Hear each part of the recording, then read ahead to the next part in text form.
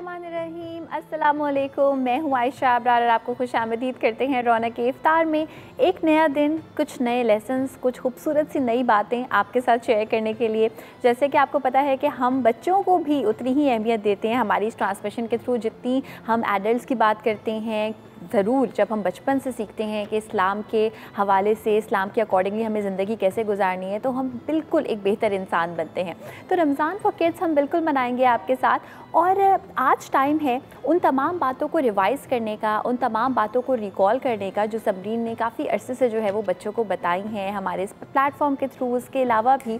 और इसके साथ साथ आपको ये बता दें कि आप हमारी ट्रांसमिशन में कॉल भी कर सकते हैं, और कॉल करेंगे, एक आसान से सवाल का जवाब देंगे तो आपको मिलेगा रूह अफ़ज़ा की जानिब से एक गिफ्ट हैम्पर। सवाल बहुत आसान है, सवाल मैं आपको बता देती हूँ और उसका जवाब वैसे अभी समरीन देंगी भी, लेकिन आई एम श्योर कि बहुत सारे लोगों को जो है वो एब्सोल्युटली बिल्कुल श्योरिटी के साथ पता होगा। कुरान मजीद का नज़ूल किस इस्लामी मंथ में हुआ था, ये आपको हमें बताना है। और इसके साथ साथ आपके साथ एक और बात शेयर करें कि सिंस हमारी कोशिश होती है कि ऑडियो विजुअल एड्स बच्चों को फराहम किए जाएं, कलर्स के थ्रू, एंटरटेनमेंट के थ्रू, कुछ इंटरेस्टिंग करके बच्चों को पढ़ाया जाए, तो ऐसी ही एक कोशिश जो है वो हम इन बुक्स के थ्रू भी कर रहे हैं, जो कि हैं आयशा मारफानी की books. And the best thing about these books is कि ये क्वालिटी एजुकेशन प्रोवाइड करती हैं। इसमें जो स्टोरीज़ हैं वो स्टोरीज़ पढ़ते पढ़ते बच्चे कैसे खुद ब खुद कुछ अच्छी बात सीख जाएंगे इस्लाम के हवाले के, ज़िंदगी के हवाले से, पता भी नहीं चलेगा। I think that is the most beautiful thing कि बच्चों के लिए इतनी ज़्यादा आप इंटरेस्टिंग चीज़ें प्रोवाइड करें कि वो देख के इंजॉय भी करें और लर्न भी करें।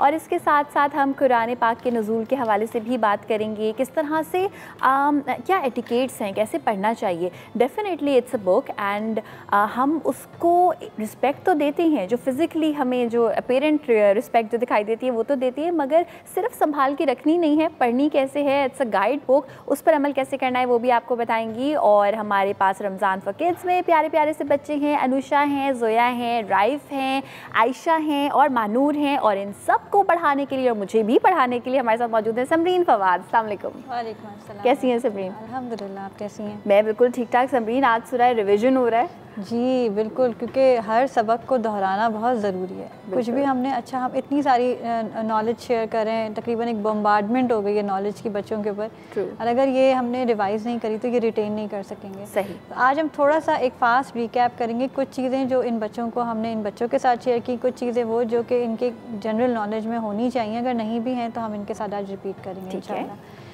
तो सबसे पहले तो हम लास्ट सेगमेंट के ऊपर आ जाते हैं जो हमने प्रीवियसली किया था। तो मैं, आप सबको याद है क्या क्या बातें बताई थी मैंने? मैं क्वेश्चंस करने वाली हूँ।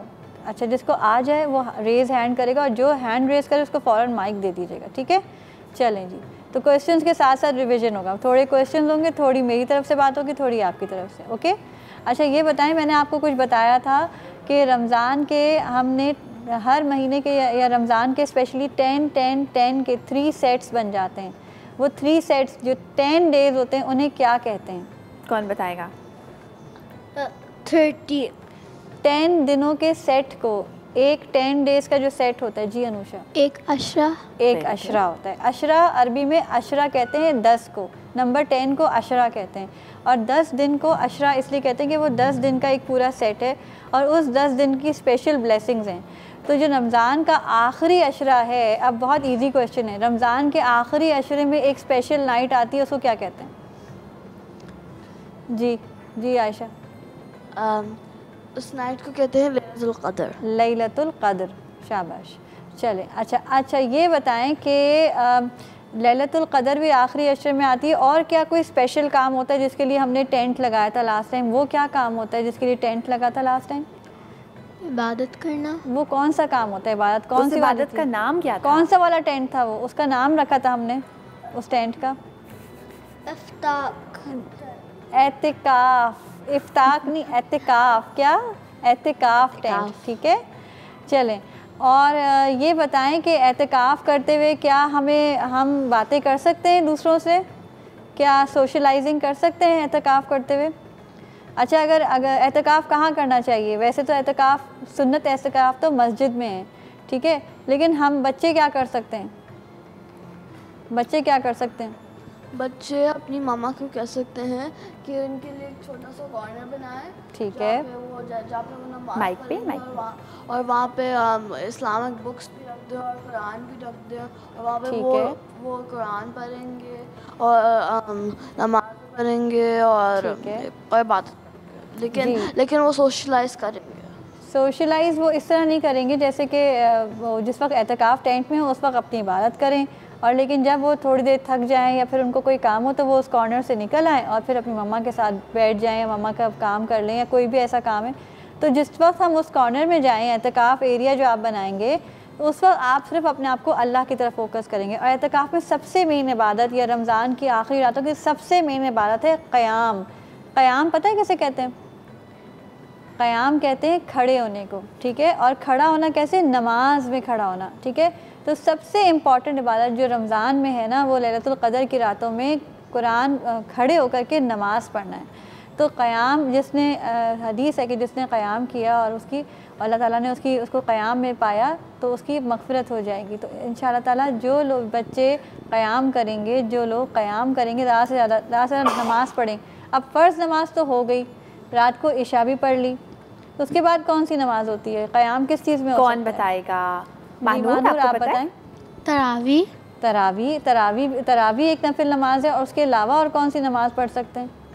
तहज्जुद। तहज्जुद के नफिल पढ़ सकते हैं, ठीक है।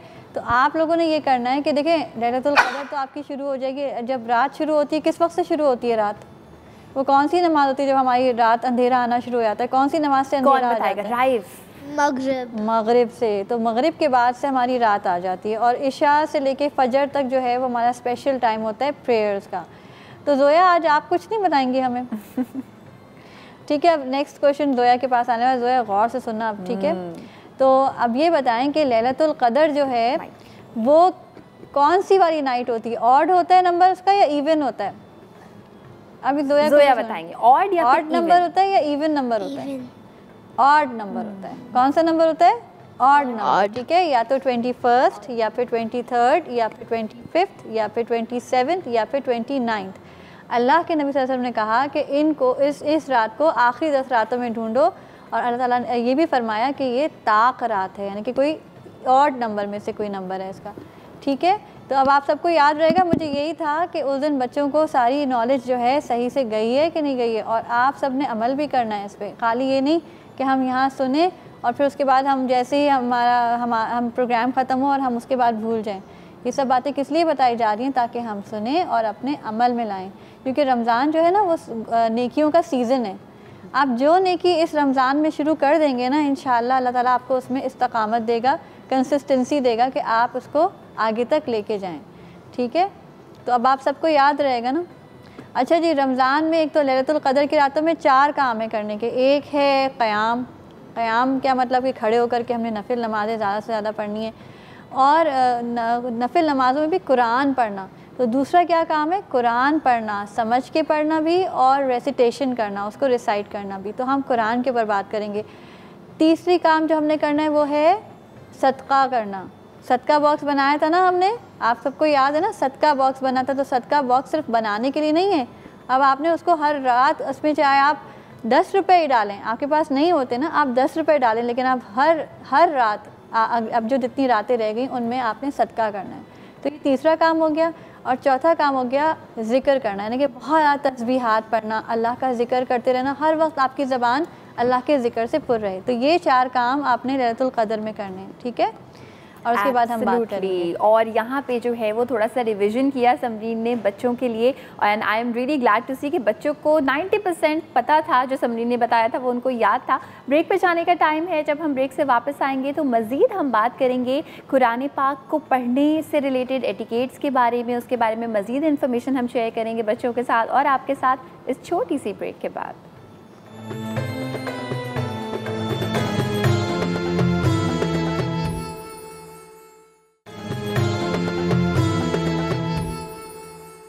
Welcome back. आप देख रहे हैं रौनक इफ्तार। रौनक इफ्तार में कुरान मजीद के हवाले से समरीन इन्फॉर्मेशन फराहम करेंगी बच्चों को हमें।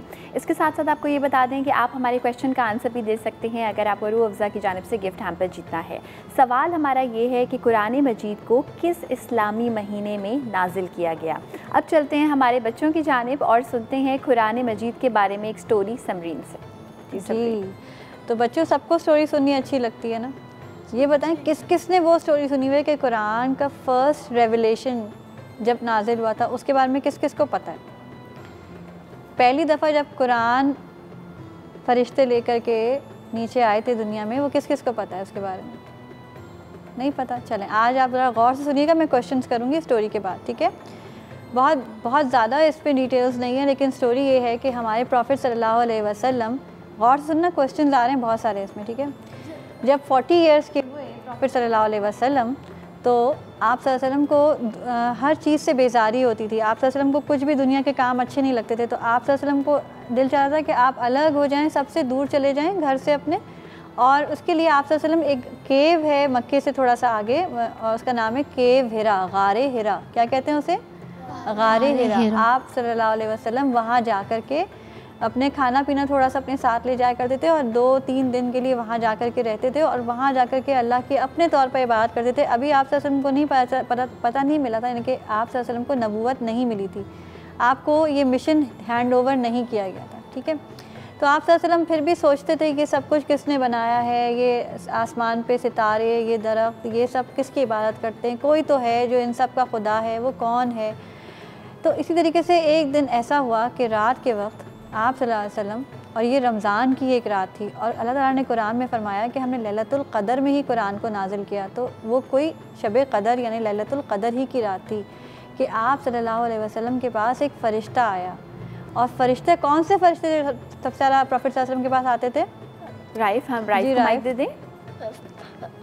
जिब्राइल अलैहिस्सलाम, माशाल्लाह, ठीक है। तो जिब्राइल अलैहिस्सलाम जो हैं वो सारे फ़रिश्तों के सरदार हैं, और जिब्राइल अलैहिस्सलाम के जो पर हैं वो बहुत बड़े बड़े पर हैं, और उनके अंदर रूबीज़ और डायमंड्स लगे हुए हैं उनके परों के अंदर। वो बहुत बहुत बड़े पर हैं उनके, क्योंकि सबसे बड़े फ़रिश्ते हैं वो, ठीक है। तो वो प्रॉफिट सल्लल्लाहु अलैहि वसल्लम के पास आए और उन्होंने कहा इक़रा। इक़रा का मतलब होता है रीड। क्या मतलब होता है? रीड। उन्होंने कहा आप पढ़िए। तो प्रॉफिट सल्लल्लाहु अलैहि वसल्लम ने कहा कि मैंने तो पढ़ा हुआ नहीं है, मुझे तो रीडिंग करनी नहीं आती, क्योंकि प्रॉफिट सल्लल्लाहु अलैहि वसल्लम को किसी स्कूल में नहीं गए थे, उनको रीडिंग करनी नहीं आती थी। तो फिर फ़रिश्ते ने उनको ज़ोर से अपने साथ खींचा, उनको अपने साथ स्क्वीज़ किया और फिर कहा इक़रा। तो प्रॉफिट सल्लल्लाहु अलैहि वसल्लम ने फिर दोबारा ये कहा अना उम्मी, मैं तो पढ़ा लिखा नहीं हूँ।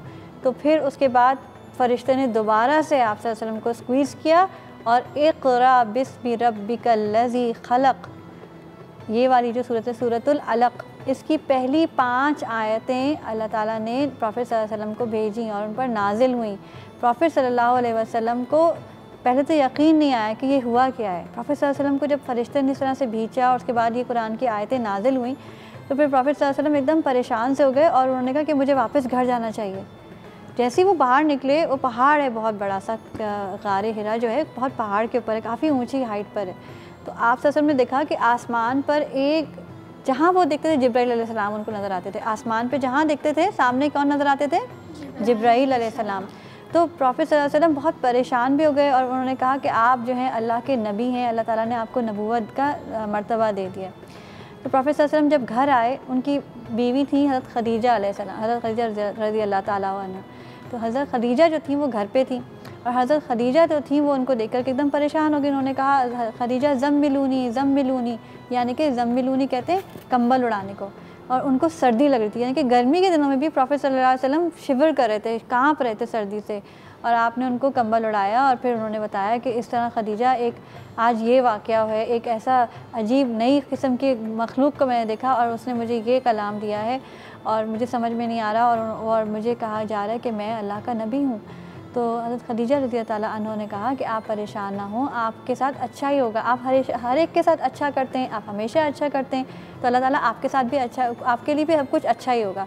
और फिर उनके एक कज़न थे जो थे उस वक्त के बहुत बड़े आलिम थे, और उनके पास वो क्रिश्चियन उससे थे, तो ईसाई थे, तो उन्होंने उसके बहुत बड़े आलिम थे, उनको सारा अल्लाह की जो पहले की बुक्स थी उसके बारे में बहुत पता था।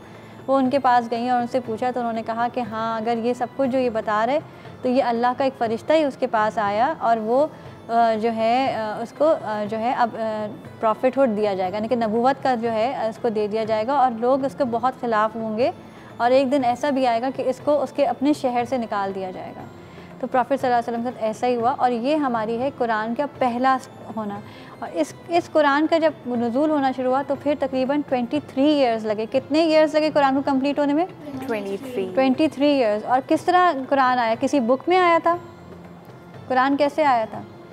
प्रॉफिट सल्लल्लाहु अलैहि वसल्लम को जिब्राइल अलैहिस्सलाम आकर के सुनाते थे और वो उसको याद कर लिया करते थे। ठीक है, तो ये थी कुरान मजीद की नज़ूल की स्टोरी। और अब हमारे पास टाइम है एक छोटी सी ब्रेक पे जाने का। जब हम ब्रेक से वापस आएंगे तो बच्चों के साथ एक ऐसा गेम खेलेंगे जिसके थ्रू वो कुरान मजीद को नंबर 1 उसके जो उस पर जो वर्ड्स यूज़ किए गए हैं उसको और ज़्यादा शौक़ से पढ़ेंगे, सर्च करेंगे, एक्सप्लोर करेंगे। आप भी अपने बच्चों के साथ ये गेम खेल सकते हैं ताकि वो ज़्यादा शौक़ से जो है वो कुरान मजीद की तिलावत करें। एक छोटी सी ब्रेक के बाद।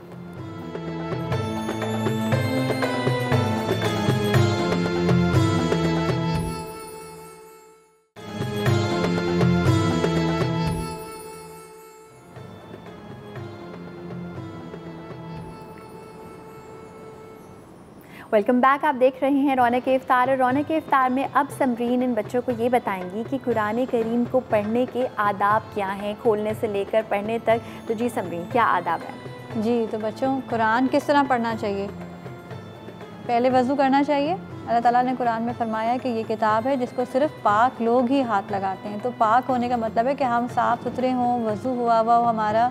ठीक है, Quran is not a common book. कोई आम सी किताब नहीं कि कोई भी स्टोरी बुक है और आपने कहीं भी उठा करके पढ़ ली। इसको बहुत केयर और रिस्पेक्ट देने की ज़रूरत है क्योंकि ये एक अल्लाह ताला ने एक अपनी फ़रिश्तों के हाथ ये हमें मैसेजेस भिजवाए और प्रॉफिट सल्लल्लाहु अलैहि वसल्लम को बिल्कुल पूरे 23 ईयर्स लगे इसको कुरान को आहिस्ता आहिस्ता मौके ब मौका ये कुरान उतरता रहा।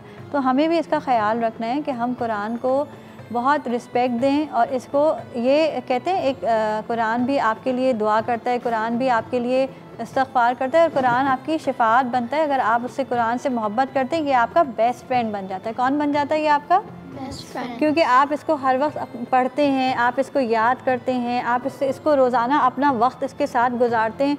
तो जब इंसान मरता है तो कुरान भी उसके लिए कब्र में आ जाता है और कुरान कहता है कि और इंसान कहता है कि तुम कौन हो? इतना खूबसूरत सा एक इंसान जो है वो शक्ल में, इंसान की शक्ल में कब्र में आता है तो इंसान पूछेगा कि तुम कौन हो? तो वो कहेगा कि मैं कुरान हूँ, मैं तुम्हारा बेस्ट फ्रेंड हूँ, तो मेरे साथ अपना वक्त गुजारते थे। तो आज जब कब्र में कोई नहीं है, कब्र में कितना अंधेरा होगा, कब्र में जब कोई नहीं है तो आज मैं तुम्हारे लिए आया हूँ ताकि तुम्हारी कब्र में तुम्हें साथ दूँ, तुम्हें कंपनी दूँ। तो सबसे बेस्ट फ्रेंड किसको बनाना है बच्चों? कुरान को, क्योंकि कुरान ही असल है जो आपके साथ वहाँ तक जाएगा, कब्र तक, और आपका बेस्ट फ्रेंड बनना चाहिए। अच्छा जी, कुरान को वज़ू करके खोलना चाहिए और खोलते ही सबसे पहले क्या पढ़ना चाहिए? सबसे पहले जोया आप बताओ, माइक में बताएं। बिस्मिल्लाह से भी पहले ताऊज़ यानी कि आऊज़ु बिल्लाहि मिनश शैतानिर रजीम। ठीक है, आऊज़ु पढ़ेंगे, उसके बाद बिस्मिल्लाह पढ़ेंगे यानी कि तस्मिया पढ़ेंगे और फिर हम खोलेंगे। अच्छा, कुरान की सबसे पहली सूरत का नाम क्या है जो हम सबसे पहले देखते हैं?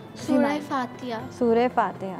ठीक है, अच्छा चलें, वेरी गुड। अच्छा, अब ये है कि हमने कुरान खोला, आऊज़ु बिस्मिल्लाह पढ़ी और उसके बाद हमने वज़ू भी कर लिया था पहले ही और हमने अब उसको तजवीद के साथ पढ़ना है। कुरान को तजवीद से कैसे पढ़ते हैं?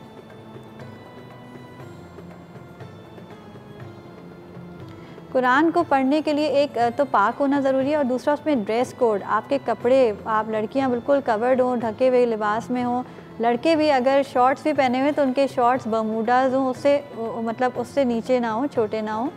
ठीक है, और गर्ल्स की भी टांगें खुली हुई ना हो, क्योंकि ये भी अल्लाह ताला की तरफ से रिस्पेक्ट है कि हम कुरान को उसकी रिस्पेक्ट के साथ लें। ठीक है, और बिल्कुल सीधे होकर के बैठ के पढ़ना चाहिए, ऐसे लेट करके कुरान नहीं पढ़ा जाता।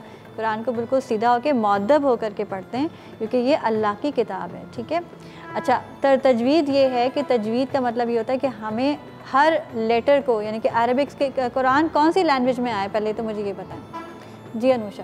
अरबिक में। और अरबिक जो है उसके अंदर आर्टिकुलेशन बहुत काउंट करती है, यानी कि अगर आप आवाज़ को आ की जगह आ निकाल देंगे तो उसका मतलब बदल जाएगा।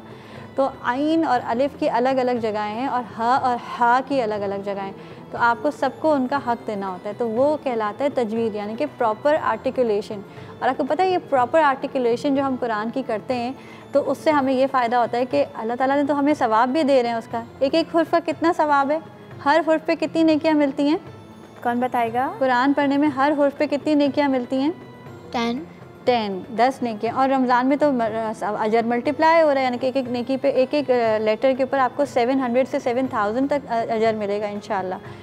तो आपके साथ साथ ये है कि आपको कुरान को अच्छे से पढ़ना है और उसको सही से आर्टिकुलेट करना है, तो अजर भी मिलेगा और आर्टिकुलेशन से आपके दिमाग भी तेज़ होता है, क्योंकि आपके ब्रेन के अंदर ऑक्सीजन जाती है और जब हम प्रॉपर आर्टिकुलेट करते हैं तो हमारा दिमाग खुद ब खुद और तेज़ होता है। तजवीद से पढ़ना है और तरतील से पढ़ना है। तरतील कहते हैं ठहर ठहर के पढ़ना, ऐसे नहीं कि अल्हम्दुलिल्लाह रब्बिल आलमीन, ऐसे नहीं, अल्हम्दुलिल्लाहि रब्बिल आलमीन अर्रहमानिर रहीम, सब यानी कि हा भी आवाज़ आए आपकी, रॉ भी आवाज़ आए आपके, हर हुर्फ की आवाज़ सही से अदा हो, तो इसको हम कहते हैं तरतील। और ठहर ठहर के पढ़ना यानी कि उसका हक देना, ठीक है। तो ये कुरान की एटिकेट्स हैं। और कुरान को ठहर ठहर के पढ़ने के बाद उसमें जहाँ रुकना है वहाँ वक्फ़ करें, जहाँ इदगाम है उसके मुख्तलिफ रूल्स हैं तजवीद के और उसके कवायद हैं, उनको फॉलो करें। और उसके अलावा ये कि जब कुरान पढ़ लिया तो फिर क्या करें, जहाँ पे पढ़ा था बस वहीं रख करके छोड़ के खड़े हो जाएं? नहीं, इसको प्रॉपरली वापस से अपनी जगह पे रखें, इसकी एक प्रॉपर जगह बनाएं, इसको उसका पूरा हक दें। कुछ लोग ऐसा होता है कि घरों में अपने बहुत ऊंची वाली कैबिनेट के अंदर रख देते हैं, जो कभी कभी साल में 1 दफ़ा 2 दफ़ा खुलती है और कुरान निकलता है, ऐसे नहीं। कुरान ही हमारा असल बेस्ट फ्रेंड है, इसी को आपने अपना असल बेस्ट फ्रेंड बनाना है। अच्छा जी, तो ये हो गई हमारी एटिकेट से बात। अब मैं आई होप कि आप सब इस पर अमल करेंगे। अब हम आ जाते हैं हमारे गेम की तरफ। जी, आयशा आंटी को तो ये गेम बहुत इंटरेस्टिंग लगा और वो तो बहुत एक्साइटेड हो रही थी। ये हैं हमारे पास सूरह अल-फातिहा के कार्ड्स, ठीक है बच्चों, नज़र आ रहे हैं? इसमें हमारे पास सूरह अल-फातिहा जो कुरान की सबसे पहली सूरत है, उसके बारे में, उसके डिफरेंट उसके वर्ड्स को हमने तोड़ के डिफरेंट कार्ड्स पे लिखा हुआ है।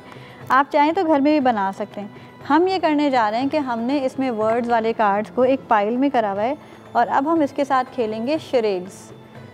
शरेड्स यानी कि आपको ये कार्ड उठाना होगा और उसके ऊपर जो अंदर वर्ड होगा, जिसने जो कार्ड उठाया है वो सामने आएगा और उसके ऊपर एक्ट करेगा, ठीक है। अच्छा, जो पहला हमारा कार्ड है वो हम यहाँ हमारी ऑडियंस को दिखा देते हैं। एंड बच्चों से रिक्वेस्ट है कि सारे आंखें बंद कर लें प्लीज़, नो चीटिंग। और यहाँ पे हमारे अजीम भाई जो है वो उसको जूम करेंगे कि इस कार्ड पर क्या लिखा हुआ है। अभी हम एक्ट करने के लिए कौन आएगा? This is the word. Act करने के लिए सबसे पहले कौन आना चाहेगा? आयशा। चलें जी, आयशा आ जाएं। आयशा को कार्ड दे दो। ये आयशा, आपने इस पे एक्ट करना है, अपने फ्रेंड्स को बताना है, एक्ट करें। ये कार्ड दे दो मुझे। And your time starts now. You just have 1 minute. इधर देखें सामने, ये एक वर्ड है जो सूरह फातिहा के अंदर है, आपको बताना है ये कौन सा वर्ड है। जो भी गेस करेगा माइक पे करे, ठीक है? हाँ जोया आप बोलो। Flowers. Flowers, no. Keep saying, जो भी वो आयशा कह रही है, आप देख के आइडिया आ जाए, करीब हो जाओगे तुम। शाइन। शाइन, क्या शाइन करता है जी? अनुषा को माइक सन। ठीक है। अनुषा माइक। स्काई। सनसेट जी? सनसेट नहीं, ये तो देखो नीचे से आ रहा है, तो सनसेट नहीं, क्या हो रहा है? सनराइज हो रहा है ना। और सनराइज कब होता है? क्या होता है? सुबह, फजर के वक्त। सुबह, करीब पहुंच का गए। कोई और वर्ड? डॉन। नहीं, सुबह को कुछ और कहते हैं। क्या कहते हैं? अरबी का कोई वर्ड जो सूरह अल-फातिहा में आया है। अरे चलो आप इंग्लिश में बता दो तुम। There is this night. Dawn से क्या फ़र्क पड़ता है? डॉन, नाइट से ऑपोजिट क्या होता है? डे। तो डे को सूरह फातिहा में डे को अरबिक में कहते हैं यौमा, मालिकी यौमिद्दीन। आपने सुना है मालिकी यौमिद्दीन? आप पढ़ते हैं ना नमाज में। Very good Ayesha, very good. आगे बढ़ जाओ। आयशा, आपने बहुत अच्छा एक्ट किया, थैंक यू। जो सबसे पहले करे उसकी सबसे मुश्किल भी होता है ना करना। सबसे मुश्किल था, but Ayesha you did it really well. Ayesha ने पूरा सनराइज जो है वो बताया है। और बच्चों जरा दिमाग चलाना है भाई, बस अब दिमाग की बत्ती जला लो। अच्छा जी, दूसरा वर्ड जो है वो मैं यहाँ दिखा रही हूँ। अभी आइज बंद पहले आइज बंद, ताकि हम हमारी ऑडियंस को दिखा दें कि दूसरा वर्ड क्या है। और दूसरा वर्ड जब हमारी ऑडियंस देख लेगी उसके बाद हम स्टार्ट करेंगे। तो सेकंड बारी सबरीना आंटी मैं सोच रही हूँ कि राइफ को दी जाए। ठीक है, ठीक है, ओके। चले जी राइफ आ जाइए। गुड लक, ये आपका कार्ड है, आपने वर्ड पढ़ना है नीचे और अगर समझ नहीं आए तो मुझे दे दीजिए। वाओ, कॉन्फिडेंस है भाई। अच्छा ये नहीं इधर देखिए, इधर बताना, अपने फ्रेंड्स को सामने खड़े रहे और आप अपने फ्रेंड्स को सामने की तरफ देखिए, उस तरफ देख के उनको इधर बताना देखिए कि फ्रेंड्स जहाँ खड़े हैं। हाँ हाँ, अनुषा को आ गया। Right path. Right path, very क्या कहते हैं उसको? सिराते मुस्तकीम। मुस्तकीम। वेरी गुड, सिरातल मुस्तकीम। ये सूरह फातिहा चल रही है इस वक्त। चलिए, क्या बात है, जबरदस्त। आ जाइए नेक्स्ट। तीसरा कार्ड दिखाते हैं। जब तक सारे बच्चे आंखें बंद कर ले, महानूर आप वहाँ आ जाए, जब तक हम ये कार्ड दिखाते हैं सो दैट सबको पता चल जाए कि इस कार्ड में क्या लिखा हुआ है। So you can have a look here. और महानूर जो है वो उसको अब एक्ट करके बताएंगी। ये ले महानूर आपका card, you have to see this word and act. ठीक है, उनको बताएं। उधर देखें अपने फ्रेंड्स की तरफ। कार्ड मुझे दे दो। हाँ, बोले बोले। King. Very good, very good, very very good. King कब कहते हैं सूरह फातिहा में? किंग कब आता है? मालिकी। मालिकी का मतलब होता है किंग, यौमुद्दीन। ये अब हमारा नेक्स्ट कार्ड है और इसमें there is this phrase, it's not a word, it's a phrase. और ये कौन करके बताएंगे हमें? कौन आना चाहेगा? राइफ और अनुषा दोनों आ चुके थे। राइफ आ गए, अनुषा नहीं आई। अनुषा नहीं आई, अनुषा आ जाए। ठीक है जी, तो जोया ही रह जाएगी फिर हमारी। जोया तैयार हो जाओ। समझ आ गया? बोले दुआ। ठीक है, थोड़ा सा स्पेस तो इतना लंबा है ना। नमाज। राइफ आप बोले माइक में। प्रे। Ayesha any guess? नहीं, आप दोबारा करें। कुरान। कुछ और दुआ पढ़ना। ठीक है अनुषा।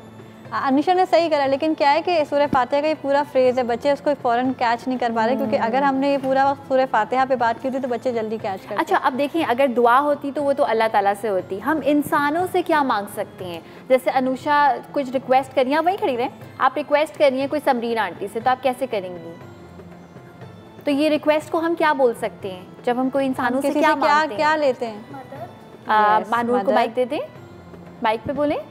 मदद। Yes, we ask for help. Very good. नस्तगीन, क्या कहते हैं उसको? नस्तगीन means we ask for help.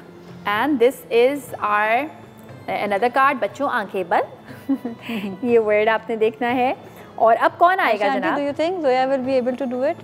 Zoya can do this. I think Zoya को बुलाया जाए इस वर्ड के लिए, कोशिश की जाए। चलिए जी, Zoya आ जाए। Good luck Zoya. Come here, इधर आ जाए। इधर आइए, पहले कार्ड तो लीजिए। ठीक है, दिस इज द वर्ड। ये ठीक है, एक्ट करके दिखा सकते हैं, ऐसे ऐसे करके कुछ बताइए। ठीक है, आप वहाँ।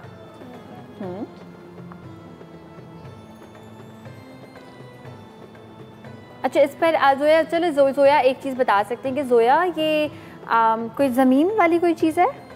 Okay, any guesses? Home. Mahnoor? Road. Road, very similar, बहुत करीब टू रोड। आयशा?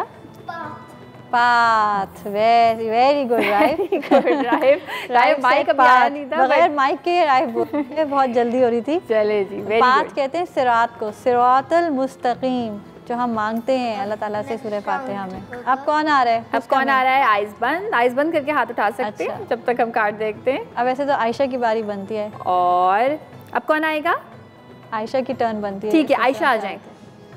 चल ठीक है, आयशा के लिए तो बहुत ही आसान वर्ड है, आयशा तो फौरन कर लेंगी। ये ले आयशा, वहाँ पे जाके आपने एक्ट करना है। Very easy, piece of cake.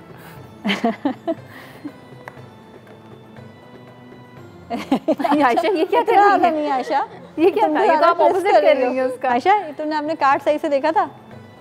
ये देखो। Then do it. ओके, ठीक है, एनी गेसेस? ये क्या हो रहा है? अच्छा, तो तुम जो करना है बस वो बताओ, जो नहीं करना है वो नहीं बताओ। आयशा, अच्छा आयशा बोलिए। स्टॉप। स्टॉप नहीं, बस स्टॉप। नो नहीं, not bus stop Ayesha, it's very easy. कहाँ ले गई हो? It's really easy. अच्छा, आयशा ने कुछ टेढ़ा मेढ़ा सा करके दिखाया था कि ये नहीं है, तो फिर अच्छा क्या है? पहले जोया ने किया था, एक क्लू मैं दे देती हूँ, पहले जोया ने किया था पाथ, अब this is something related to the path, सिरात के साथ। Road. This is Raif mike, this is the path. Anusha. The policeman is telling the which ways. No, no, no, no, no. Anusha? The right path. The right path, the straight the path, straight right and path, straight. ठीक है, the straight path. Very good. अच्छा चलो। जी, अब ये card हमारे पास है, बच्चों की आंखें बंद हैं और ये हमारा वर्ड अगला है। वर्ड आ रहा है ये सूरह फातिहा का। I hope you are able to see this word. And अब किसको बुलाया जाए? राइफ को? राइफ को बुला लिया जाए। चले जी, राइफ आ जाइए। Good luck. This is your word, rife. This is your word. ठीक है?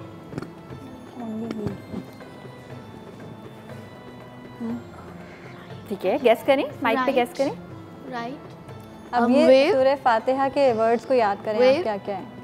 वे अभी राइफ ने क्या किया था? राइफ दोबारा करें। ये क्या इशारा होता है? पॉइंट। ठीक है, हम किसकी तरफ किसकी point तरफ करते हैं? पॉइंट करते हैं? डायरेक्शंस। Other. Oh, I ठीक know, है, I know, I other know, को क्या कहते हैं? I know. Allah. Only Only you, Allah. you, Very Allah. good. Okay, it's, Very good. In Arabic, it's the word इय्याका, जो हम बार-बार सूरह फातिहा में कहते हैं, इय्याका नअबुदु व इय्याका नस्तईन। So it is only you we ask help. और बच्चों ने खुद ही यहाँ आंखें बंद कर ली हैं बिकॉज हमारा नेक्स्ट क्यू कार्ड जो Next है, cue card आ रहा है। This is this card. अब कौन आएगा जनाब? महानूर आना चाह रही है। मानूर आएंगी, चले आ जाए मानूर। ओ महानूर, ब्रेक का टाइम हमारे पास हो चुका है, गेम को हम करेंगे कंटिन्यू, आप बैठ जाएं। बहुत बहुत शुक्रिया and Sabreen, thank you so much. Welcome. बच्चों मुझे बड़ी खुशी हुई बच्चे है। इसको गेम को कंटिन्यू करेंगे और Absolutely. हम चाहते हैं कि ये जो बच्चे देख भी रहे हैं वो भी अपने घरों में इस तरह के गेम्स खुद बना के खेलें। कुरान से इसी तरीके से हम अपने बच्चों को रिलेट कर सकेंगे, ये बच्चे उसको याद करेंगे, इसके बारे में समझने की कोशिश करेंगे जब ये गेम्स की तरह खेलना शुरू करें। एब्सोल्युटली, और वाकई मुझे देख के बड़ी खुशी हुई कि बच्चों ने बहुत ही इंटरेस्ट के साथ खेला। जोया ने भी खेला, भाई गेस भी करा लिया। तो अपने घर पे बच्चों को इस तरह के गेम ज़रूर खिलाएं और एक इंटरेस्ट डेवलप करें उनमें इस्लाम के बारे में, कुरान के बारे में, ताकि इन्फॉर्मेशन उनको बहुत ही एंटरटेनमेंट के तरीके से मिले and they just love learning about it. छोटी सी ब्रेक का टाइम है, जब ब्रेक के बाद वापस आएंगे। बच्चे तो हमारे साथ नहीं होंगे, समरीन नहीं होंगी, लेकिन हम बात करेंगे एक बहुत ही अहम मौजू के बारे में जो कि है बच्चों की तरबियत। एक छोटी सी ब्रेक के बाद।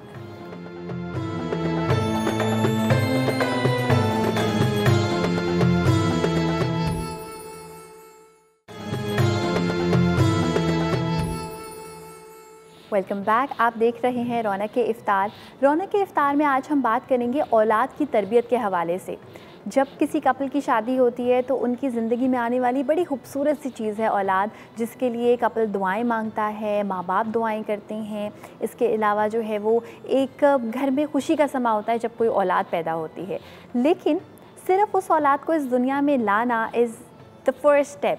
जब एक बच्चा इस दुनिया में आता है, ना तो वो उसको कोई अच्छाई पता होती है, ना उसको कोई बुराई पता होती है, उसकी पर्सनालिटी डेवलप नहीं हुई होती। हम अक्सर कहते हैं कि जी ये बच्चा बाप पे गया है किसी आदत के मामले में, या माँ पे गया है, लेकिन रिसर्चर्स इस बात को साबित करती है कि जब वो बच्चा दुनिया में आएगा, उसके बाद जिस तरह से उसको रखा जाएगा, जिस तरह से उसको पाला जाएगा, जो उसकी तालीम और तरबियत पे जो एफ़र्ट्स लगाए जाएंगे, उसकी बेसिस पे ये डिसाइड होगा कि ये बच्चा बड़े होकर कैसा इंसान बनता है। तो अगर हम इस पर्सपेक्टिव से भी देखें कि औलाद अल्लाह ताला की तरफ से एक बहुत बड़ी नेमत है, और उन लोगों से पूछें जो औलाद की नेमत से महरूम है, तो हमारी ये ज़िम्मेदारी बनती है कि जब हम एक जान को इस दुनिया में लाएं तो वो एक बिल्कुल मोम की मानंद होती है कि जिस तरह से आप उसको ढालना चाहें ढाल सकते हैं, बहुत हद तक इंसान के बस में होता है। लेकिन अच्छी तालीम और तरबियत से मुराद क्या है? औलाद की तरबियत अच्छी करें, इससे क्या मुराद है? क्या क्या ऐसी चीज़ें हैं जिनको हमें फ़ोकस करना चाहिए? नंबर 1 कि अल्लाह ताला ने बार बार इस बात के बारे में जो है वो अर्ज़ किया है, फ़रमाया है कि जब भी तुम अपनी औलाद का नाम रखो, उसके बारे में सोचो तो अच्छा नाम रखो। यहाँ पे अच्छे नाम से मुराद ये है कोई ऐसा नाम जो कि या तो सहाबा कराम का हो, या इस्लामिक पॉइंट ऑफ व्यू से जो है वो उसकी कोई ना कोई हिस्ट्री रही हो, कोई ना कोई सिग्निफिकेंस रही हो। कुछ ख़ास नामों को, जिसमें अब्दुर्रहमान भी शामिल है, अल्लाह ताला ने ख़ास पसंद भी फरमाया है, और इसके साथ साथ उस नाम का मतलब भी ऐसा हो कि बच्चा किसी को बता पाए, और बच्चे पे अगर वो उस अगर जो मीनिंग है उसका असर भी हो, तो that should be a good one, that should be a positive one. और इसके साथ साथ जब हम बच्चे की तरबियत करते हैं तो हम अक्सर कुछ चीज़ों में ऐसी कोताही करते हैं कि हम बच्चे को बोलेंगे झूठ नहीं बोलना, और हम बच्चे को ही बोलेंगे कि जाकर आप दरवाजे पे बोल दें कि जी मम्मा घर पे नहीं है या पापा घर पे नहीं है। तो अगेन हम उसको क्या सिखा रहे हैं, हम उसकी क्या तरबियत कर रहे हैं। हम अच्छे से अच्छे स्कूल में भेजना चाहते हैं, लेकिन जब बारी आती है कुरान पाक पढ़ाने की तो हम चाहते हैं कि कोई ना कोई जो है वो उनको आकर पढ़ा दें। हालांकि हमें उन सारी चीज़ों की खुद नॉलेज है, तो क्यों ना हम खुद कोशिश करें बच्चों को खुद पढ़ाने की। इसके बारे में कुछ खूबसूरत सी बातें भी आपके साथ करते हैं शेयर। ये एक ऐसी नेमत है जिसके बारे में जितनी भी बात की जाए वो कम है। फरमाने इलाही है कि अपने रब से दुआ करो कि ए अल्लाह हमें नेक औलाद दे। हम हमेशा ये दुआ करते हैं कि बच्चा जो है वो प्यारा सा दुनिया में आए, लड़का हो या लड़की हो, क्यूट सा हो, गोरा सा हो।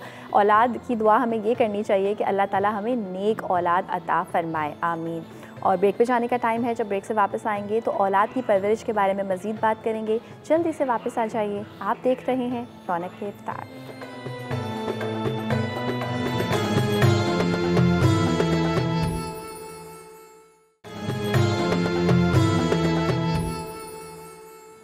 Welcome back. आप देख रहे हैं रौनक के इफ्तार। रौनक के इफ्तार में आज हम बात करेंगे, और इससे पहले कर भी रहे थे, औलाद की तरबियत के हवाले से। कितनी ज़रूरी है ये बात कि जो औलाद आपको अल्लाह ताला ने बतौर नेमत दी है उसकी तरबियत में कोई कमी नहीं आनी चाहिए। चाहे आप इस्लामिक पॉइंट ऑफ व्यू से देखें, चाहे आप उस बच्चे को डिफरेंट एक्टिविटीज़ में जो है वो इन्वॉल्व कराएं। अक्सर आप हिस्ट्री से ये भी देखते हैं कि ना सिर्फ ये कि अपने बच्चों को ख़ुद पढ़ाना एक बहुत ही अच्छा अमल है, बल्कि इस बात का ख्याल रखना कि वो किसके साथ बैठ रहे हैं, उन पे नज़र रखना, उनको किसी भी बुरी आदत से टोकना, ये भी तरबियत में शामिल है। कुछ खूबसूरत सी बातें आपके साथ करते हैं शेयर के दानिशमंदों का कहना है कि सिर्फ वो यतीम नहीं जिसका बाप नहीं, बल्कि वो भी यतीम है जिसके पास दीन की तालीम नहीं। तो दीन की तालीम देना बच्चों को, जो आपके पास है वो इन्फॉर्मेशन, वो नॉलेज जो है वो सर्कुलेट करना कितना ज़्यादा ज़रूरी है। इसके साथ साथ एक सहाबी कराम ने फरमाया, हम अपने बच्चों को हज़ूर अकरम सल्लल्लाहु अलैहि वसल्लम की जंगें इस तरह याद करवाया करते थे जिस तरह इन्हें कुरान करीम की सूरतें याद करवाते थे। यानी कि जब हम ज़िम्मेदारी ले लें अपने बच्चों को ख़ुद पढ़ाने की, ख़ुद उनकी तरबियत करने की, तो वो तमाम किस्से, वो तमाम वाक़यात जो कि हमें कुरान और हदीस की रोशनी में पता चलते हैं, वो हम बच्चों को बताएँ ताकि वो उनसे कुछ सीखें। और कहते हैं what goes around comes around, कि जो आप बच्चों को सिखाएँगे आगे जाकर 5 साल बाद, 10 साल बाद वही बच्चे आप एक्चुअली आपके बस में है कि आप अपने बच्चों को किस तरह से जो है वो मोल्ड करना चाहते हैं। तो अगर आप चाहते हैं कि वो आपसे अदब के साथ रहें, एहतराम करें आपका, तो ज़रूरी है कि उनको ये सारी बातें ना सिर्फ बोल कर सिखाई जाएँ बल्कि करके सिखाई जाएँ। इसके बारे में हम मज़ीद बात करेंगे। हमारे साथ मौजूद हैं मुफ्ती नूर रहमानी साहब। अस्सलाम वालेकुम। वालेकुम अस्सलाम। कैसे हैं मुफ्ती साहब? अल्हम्दुलिल्लाह अला एहसानिही। मुफ्ती साहब, औलाद की अच्छी तरबियत के हवाले से अल्लाह ताला ने क्या फ़रमाया है? नहमदुहु व नुसल्ली अला रसूलिहिल करीम, अम्मा बाद, फ़अऊज़ु बिल्लाहि मिनश शैतानिर रजीम, बिस्मिल्लाहिर रहमानिर रहीम। क़ाल अल्लाहु तआला फ़िल क़ुरआनिल मजीद वल फ़ुरक़ानिल हमीद, या बुनय्या ला तुश्रिक बिल्लाहि इन्नश शिर्का लज़ुल्मुन अज़ीम, सदक़ल्लाहुल अज़ीम व सदक़ा रसूलुहुन नबियुल करीमुल अमीनुर रऊफ़ुर रहीम। तमाम तारीफ़ें अल्लाह सुब्हानहु व तआला के लिए, और दुरूद व सलाम अल्लाह के रसूल हम सब के आका व मौला हुज़ूर मोहम्मद मुस्तफ़ा सल्लल्लाहु अलैहि वसल्लम। सूरह लुक़मान आयत नंबर 13। मुफ्ती साहब, आप इसके बारे में बताएं। कता कलामी की माफ़ी, लेकिन ब्रेक के बाद हम चाहेंगे कि इस सिलसिले को कंटिन्यू रखें। मैं नहीं चाहती थी कि मैं बीच पे टोकूं ताकि कोई भी जो है वो बात कंटिन्यूटी के बगैर ना हो। छोटी सी ब्रेक के बाद आपसे करते हैं मुलाकात, और उसके बाद आपके सवालात होंगे और मुफ्ती साहब के जवाबात होंगे। मिलते हैं।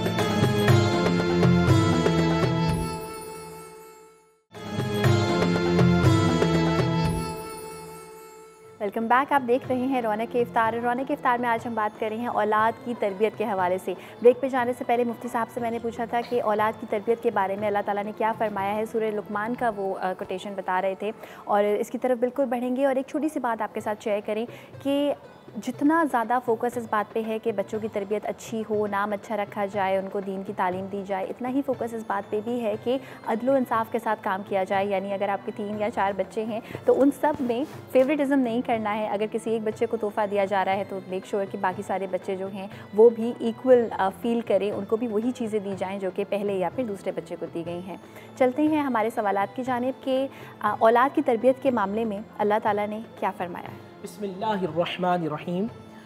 अल्हम्दुलिल्लाह अला एहसानी। हमारे पास वो किताब है कि जिसमें दुनिया भर के जितने उलूम और जितने मज़मून और जितने सब्जेक्ट्स हैं उस सब का इल्म कुरान मजीद फ़ुरक़ान हमीद के अंदर है। बेशक बच्चे की तरबियत के हवाले से जब आप कुरान से सवाल करते हैं, यह कुरान बच्चे की तरबियत कैसी होनी चाहिए, सूरह लुक़मान में आवाज़ आती है, या बुनय्या ला तुश्रिक बिल्लाह इन्न शिर्क लज़ुल्मुन अज़ीम।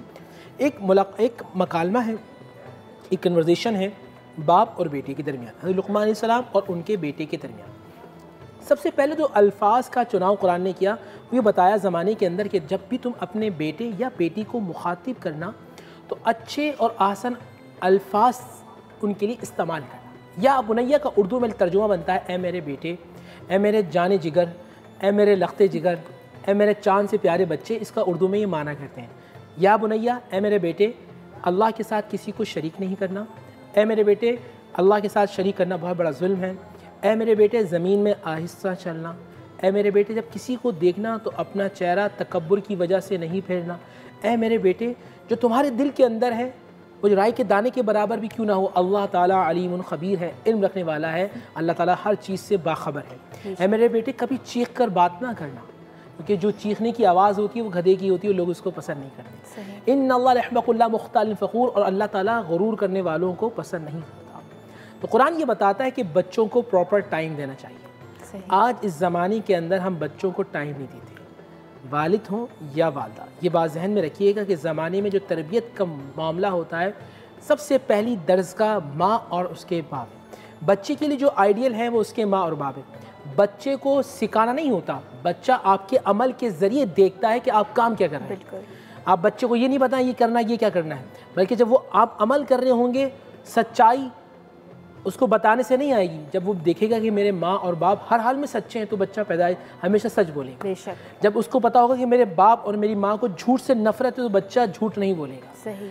जब बाप और माँ को देखेगा कि वो अपने मुलाजमीन से किस तरह मोहब्बत और प्यार से वाला बर्ताव कर रहे हैं तो हमेशा वो अच्छे और अंदाज से गरीबों के साथ हुस्न सलूक से पेश आएगा। वो देखेगा कि ये दादा और दादी से मेरे माँ और बाप नाना और नानी से किस तरह मिलते हैं तो बच्चों के दिल में ये बात आएगी कि बड़ों से किस तरह मिलना चाहिए। जब अज़ान की आवाज़ आएगी अल्लाहु अकबर और माँ मुसल्ला बिछा देगी तो बच्चा मुसल्ला तलाश नहीं करेगा बल्कि आएगा और जिस तरह माँ सजदे में जाएगी बच्चा सजदा कर लेगा।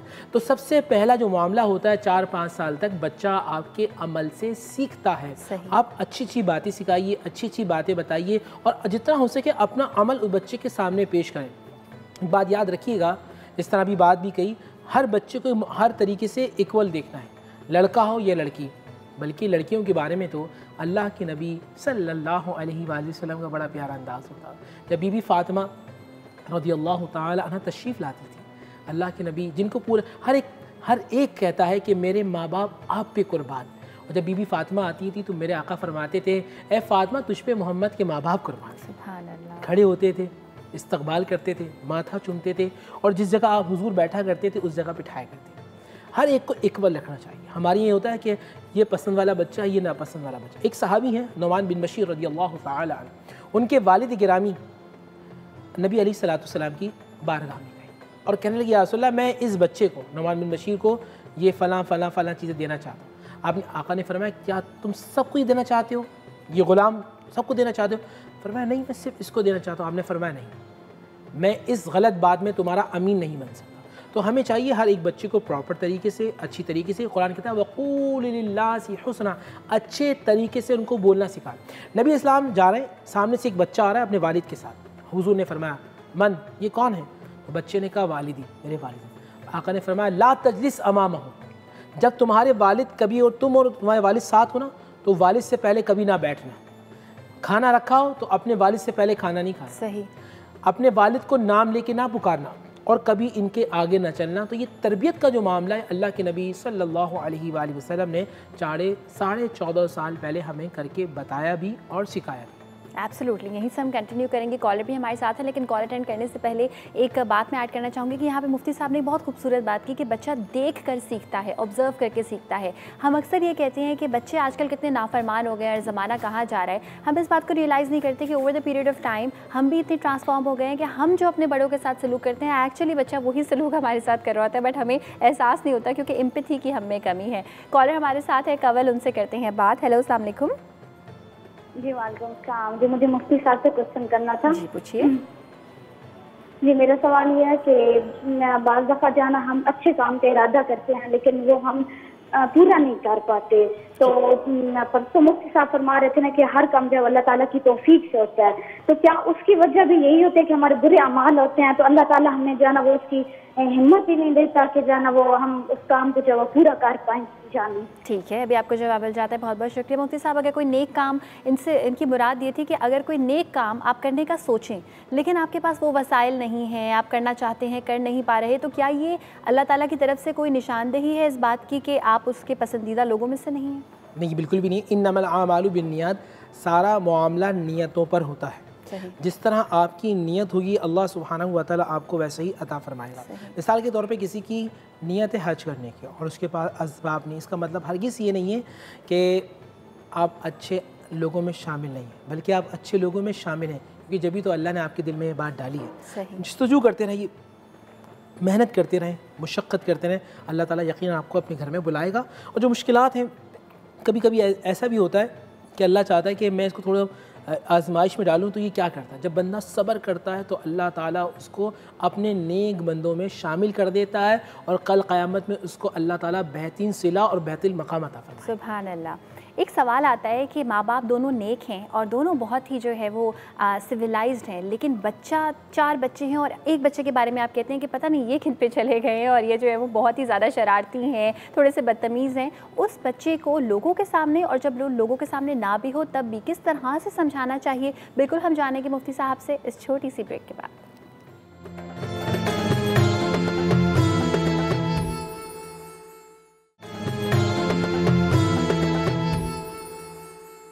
बैक, आप देख रहे हैं रौनक इफ्तार। और रौनक इफ्तार में हम बात कर रहे थे औलाद की परवरिश के हवाले से, तरबियत के हवाले से। अदब सिखाया जाए बच्चे को बिल्कुल, लेकिन हमारी बहुत सारी कोशिशों के बावजूद मुफ्ती साहब कोई ना कोई एक बच्चा ऐसा निकलता है जो बहुत शरारती है, या कभी आप सोशल गैदरिंग में बैठे हों तो वो कोई ऐसी बात बोल देता है कि माँ बाप शर्मिंदा हो जाते हैं। उस वक्त किस तरह से उसको डांट कर समझाया जाए, प्यार से समझाया जाए, क्या बेहतरीन तरीका है? बिस्मिल्लाहिर्रहमानिर्रहीम। कुछ बच्चों का IQ लेवल बहुत बुलंद होता है, तो देखा जाएगा कि बच्चे की किस कैटेगरी के। कुछ बच्चे डर के सहम जाते हैं और उनको बताएं तो समझ जाते हैं। कुछ बच्चे ऐसे होते हैं जब आप उनको डराएं तो वो आपको डरा देते हैं। सही। तो फिर आप उनको प्यार और मोहब्बत से बच्चों की, अगर आप पढ़ें नफ्सियात बच्चों की, तो आप अगर लोगों के सामने उनको समझाएंगे या बुरा कहेंगे तो बच्चे बहुत जल्दी बुरा मान जाते हैं। उनकी जो इज़्ज़त नफ्स होती है वो बहुत ज़्यादा मजरूह हो जाती है। फिर ऐसे बच्चों में आगे बढ़ने का जो मामला होता है वो रुक जाता है। हमेशा अकेले में समझाएं, मोहब्बत और प्यार से समझाएं और उनको मिसालें दे के समझाएं। बच्चों को टाइम दें। मसला ये होता है हमारे यहाँ, जब वालिद साहब तशरीफ़ लाते हैं घर के अंदर, तो ये हो या लैपटॉप हो और कोई डिस्टर्ब ना करे। हाँ, अच्छा वालदा जो है वो ड्रामे देख रही हैं, अब बच्चा क्या करे? बच्चा जो है ना वो हाइपर होना शुरू हो जाता है। अक्सर बच्चे जो ख़राब होते हैं वो इसलिए ख़राब होते हैं कि वो हाइपर हो जाते हैं। जब आप बच्चों को प्रॉपर टाइम देंगे, बच्चे कम डाउन रहेंगे और आपकी बातों को समझेंगे। याद रखिएगा, मेरे आका करीम सल्लल्लाहु अलैहि वसल्लम बच्चों से बड़ी मोहब्बत फरमाया करते थे। इमाम हसन, इमाम हुसैन को मेरे रसूल चूमा भी करते थे, सूंगा भी करते थे। और एक साहबी ने पूछा, आप इतनी मोहब्बत फरमाते हैं, मैं तो नहीं करता। आपने फरमाया कि अल्लाह ने फिर तुम्हारे दिल में मोहब्बत और रहम को नहीं डाला। सही। यानी कि जिसके दिल में मोहब्बत और रहम होता है वो अपने बच्चों से अच्छा बर्ताव करता है। मेरे आका ने फरमाया, खैरुकुम लिअहली, तुम में से बेहतरीन वो है, तुम में से बेहतरीन वो है जो अपने घर वालों के लिए बेहतर है। अगर आप बच्चों को अच्छा टाइम देते हैं, अच्छा खाना खिलाते हैं, अच्छा पिलाते हैं, अच्छा पहनाते हैं, अल्लाह ताला की रहमतें आप पर नाज़िल होती हैं। सुभान अल्लाह। कॉलर भी हमारे साथ मौजूद है, तंजीला हैं चकवाल से, उनसे करते हैं बात। हेलो, अस्सलाम वालेकुम। हेलो तंजीला, आप हैं लाइन पे? I am so sorry, call drop हो चुकी है, आप हमें दोबारा कॉल कर सकती हैं। अच्छा, ये तो बात हुई उन बच्चों को समझाने की जो शरारती हों। मुफ्ती साहब, आपने एक बात कही थी कि बच्चे हमेशा ऑब्ज़र्व करके सीखते हैं। अगर माँ बाप के रिश्ते में कोई ऐसी बात हो जाए कि एक दूसरे से वो आपस में थोड़ी सी बदतमीज़ी से या थोड़े से जो है वो हार्श अल्फाज में बात करें, तो कितना ख्याल रखना चाहिए इस बात का कि अगर बच्चा देखेगा तो वो मुतासर होगा? देखिए, एक बात याद रखिएगा, जो रिसर्च है, रिसर्च के मुताबिक जो वो बच्चे जो बहुत ज़्यादा हाइपर होते हैं या एब्यूजिव लैंग्वेज यूज़ करते हैं, उसकी वजह ये होती है कि पेरेंट्स जो हैं बच्चे के सामने मिसबिहेव करते हैं। सही। जब माँ और बाप, वालिद और वालदा, मदर और फादर आपस में बहुत बुरा रवैया रखेंगे, एब्यूजिव लैंग्वेज यूज़ करेंगे, तो बच्चा लामोहाला उन चीज़ों को एक्सेप्ट करेगा। सही। और फिर उसकी ज़बान से भी वो इसी अल्फाजों का ज़हूर होगा। हत्तुल इम्कान की कोशिश कीजिए कि जब भी अगर आप लड़ें तो कमरे के अंदर लड़ें। सही। और बच्चों को दूर रखें। पहली बात है, लड़ना नहीं चाहिए, एक दूसरे को समझाना चाहिए। जब आप शाउट होते हैं, हाइपर होते हैं, तो आप किसी बात को समझा नहीं सकते। और जब आपको गुस्सा ख़त्म होता है, फिर आप नादिम होते हैं कि यार मैंने बहुत सब अल्फाज कहे थे। जब भी अल्लाह के नबी सल्लल्लाहु अलैहि वसल्लम ने गुस्से का मना फरमाया। एक सहाबी आए और कह रहे हैं या रसूल अल्लाह अय्यु नसीहत, कोई नसीहत? आपने फरमाया ला तग़दब। या रसूल अल्लाह अय्यु नसीहत? आपने फरमाया ला तग़दब। अय्यु नसीहत? ला। 3 मरतबा सहाबी ने सवाल किया, नौजवान था, कोई नसीहत? आपने फरमाया गुस्सा मत किया करो। फिर वो आया, आपने फरमाया गुस्सा मत किया करो। तो बच्चों को भी इसी तरह प्यार और मोहब्बत से समझाना चाहिए कि बेटा आप गुस्सा करेंगे ना, ये अल्लाह उसके रसूल सल्लल्लाहु अलैहि वसल्लम को पसंद नहीं है। आपसे अल्लाह के रसूल नाराज़ हो जाए, और जिससे अल्लाह के रसूल नाराज़ हो जाए ना, उससे अल्लाह नाराज़ हो जाता है। और जिससे अल्लाह नाराज़ हो जाए तो फिर आप गिरेंगे। अल्लाह बच्चों को समझाए उन्हीं के अंदाज से। देखो, आपको चोट लगी ना, आपसे अल्लाह नाराज़ हो गया, बच्चों को बुरी बात कह दे, वो गिर जाए, मामला दरपेश आ जाए, आप कह दें कि देखो बेटा ये अल्लाह की नाराज़गी की वजह से होता है, कि उसके दिल में खौफ आ जाए कि मुझे अल्लाह देख रहा है। एक शख्स अपने बच्चे को लेकर बाग के आम तोड़ने के लिए गया, चोरी समझ लें आप। तो बच्चे को कहा कि बेटा जब कोई तुम्हें देखे ना तो आवाज़ लगाना, मैं फ़ौरन भाग के आ जाऊँगा। जैसे ही वो बच्चे के साथ कूदा, बच्चा बाहर खड़ा है, और जैसे ही वो फल तोड़ने वाला, बच्चे ने चीखना शुरू कर दिया, देख रहा है, देख रहा है। जब वो वापस आया, बाप देखा दूर तक कोई नहीं, कहा यहाँ तो कोई भी नहीं। फरमाया आपने एक बात कही थी ना कि कोई देखे ना देखे अल्लाह देख रहा है, तो मुझे ऐसा लगा कि अल्लाह देख रहा है। Absolutely. जब बच्चों के दिलों में ये बात हो तो फिर बच्चे भी ज़माने के वली होते हैं। बिल्कुल, और कहते हैं बच्चे जो है वो दिल के सच्चे होते हैं। जो बात आप उन्हें सिखाएंगे फुल प्योरिटी के साथ, वो उसी को अंडरस्टैंड करेंगे और एक्चुअली इस तरह से अप्लाई करेंगे जैसे अभी मुफ्ती साहब ने फरमाया। नाजिया हमारे साथ मौजूद है, उनसे भी करते हैं बात। हेलो, अस्सलाम वालेकुम।